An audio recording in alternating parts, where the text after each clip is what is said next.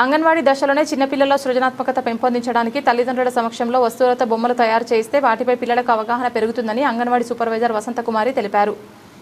మార్కాపురం జిల్లా కొమరోలులోని 7వ అంగన్వాడీ కేంద్రంలో అంగన్వాడీ కార్యకర్త అరుణకుమారి ఆధ్వర్యంలో ఈసీసీ డే సందర్భంగా ప్రత్యేక కార్యక్రమం నిర్వహించారు. ఈ కార్యక్రమానికి అంగన్వాడీ సూపర్వైజర్ వసంతకుమారి ముఖ్య అతిథిగా హాజరయ్యారు. అంగన్వాడీ పాఠశాలలో చదివే పిల్లలు తల్లులు కూడా కార్యక్రమంలో పాల్గొన్నారు.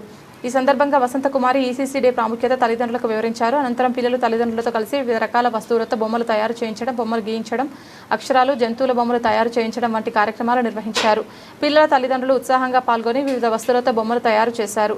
ఈ కార్యక్రమంలో అంగన్వాడీ కార్యకర్తలు, హెల్పర్లు, పిల్లలు, వారి తల్లిదండ్రులు పాల్గొన్నారు. నమస్కారం అండి. ఈరోజు కొమరోలులోని 7వ అంగన్వాడీ కేంద్రంలో అరుణకుమారి గారు అంగన్వాడీ వర్కర్ గారి అధ్యక్షతన ఇక్కడ ఈసీసీ డే అనేది నిర్వహించడం జరిగింది.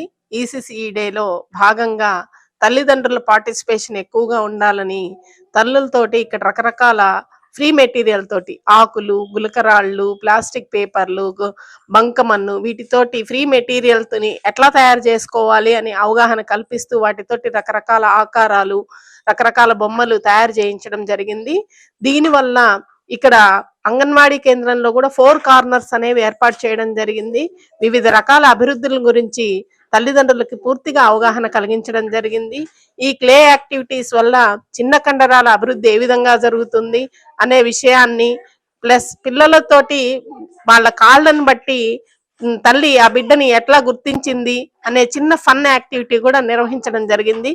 ఈ కార్యక్రమంలో తల్లులు విరివిగా పాల్గొన్నారు. చాలా ఉత్సాహంగా పాల్గొని ఈ కార్యక్రమాన్ని విజయవంతం చేశారు.